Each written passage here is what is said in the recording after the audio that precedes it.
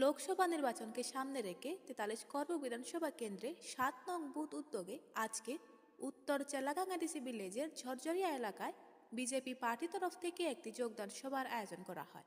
এখানে বিভিন্ন পার্টি থেকে দল ত্যাগ করে বিজেপি পার্টির সঙ্গে যোগদান করেন 64 পরিবার 204 ভোটার।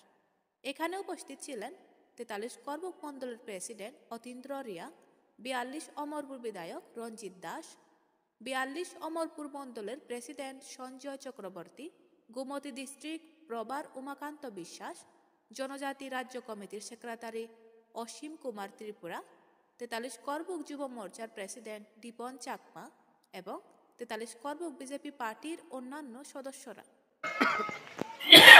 তাদের সংগঠন শক্তিশালী ছিল না, শুধু রক্তচক্ষুর ভয়েই মানুষ তাদেরকে ভোট দিয়েছিল, বিকল্প শক্তি ছিল না। আমরা প্রায় ক্ষমতায় ফিরছি, এটার দৃষ্টান্ত প্রমাণ আপনাদের এই ভোটটাও আছে। এখানেও বিজেপি পার্টি পাশ করেনি 2023-এ।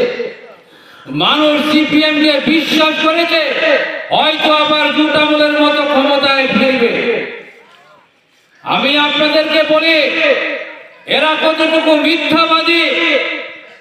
যদি সিপিএম এর ক্ষমতা থাকতো, একা বিজেপির সঙ্গে টক্কর দেওয়ার মতো শক্তি থাকতো, তাহলে যেই দলটাকে 25 বছর 35 বছর জন্মের পর থেকে মানুষ জানে কংগ্রেস আর বিজেপি সাপে নেওলার মতন, আমরা ঘুম থেকে উঠে আজকে সিপিএম এর মিছিলে যেতাম। কি ছিল আমাদের মিছিল? কংগ্রেসের কালো হাত ভেঙে দিন, কেন্দ্রীয় সরকার নিবাস যাক, শুধু কংগ্রেসদেরকে গালিগালা আর কংগ্রেসের বিরুদ্ধে বক্তব্য রাখা।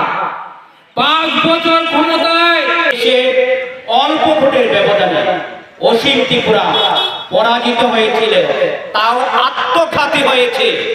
যারা 28-18-তে ভোট দেয়নি, ভোট দিয়েছিল ভারতীয় জনতা পার্টিকে, অসীমকে ভোট দিনে ব্যক্তিগত লাগালাগির কারণ হেতু কি সর্বনাশ হয়েছে।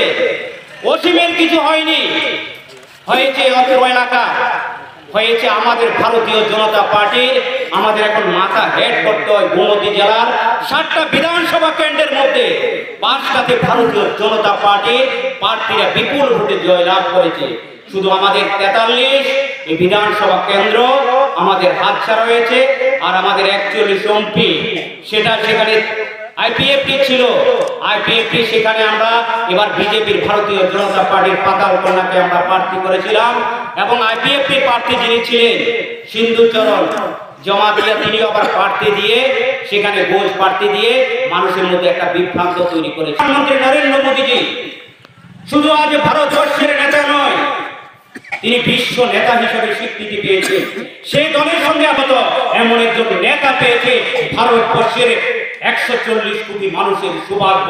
এমন দলের সঙ্গে আমরা রয়েছে, যে দলের মধ্যে কোনো হিংসা নেই, কোনো ভেদাভেদ নেই, জাতিগত সম্প্রদায়গত এসসি এসটি মুসলিম কোনো ভেদাভেদ নাই। ভারতবর্ষের প্রধানমন্ত্রী নরেন্দ্র মোদী বলছেন ভারতবর্ষে 3টি সম্প্রদায়ের উন্নতি হবে, দেশ অগ্রগতি হবে। কারা?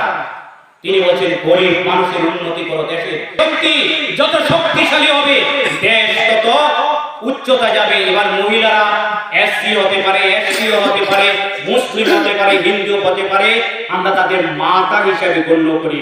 যে ধর্মের হোক, যে বর্ণের হোক, যে জাতির হোক, এরা আমাদের মাতৃশক্তি।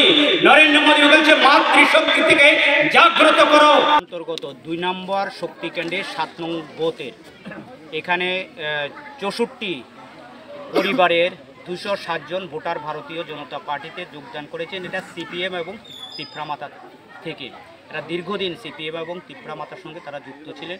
এতে আজকে শুধু এই আমাদের 7 নম্বর ভোট করব, চতুর্দিকে ভারতীয় জনতা পার্টির সঙ্গে মানুষ বিভিন্নভাবে বিভ্রান্তি হয়ে তিপ্রামাতা এবং সিপিএমের সঙ্গে তারা ছিলেন, এখন ভারতীয় জনতা পার্টির সঙ্গে তারা যুক্ত হচ্ছেন।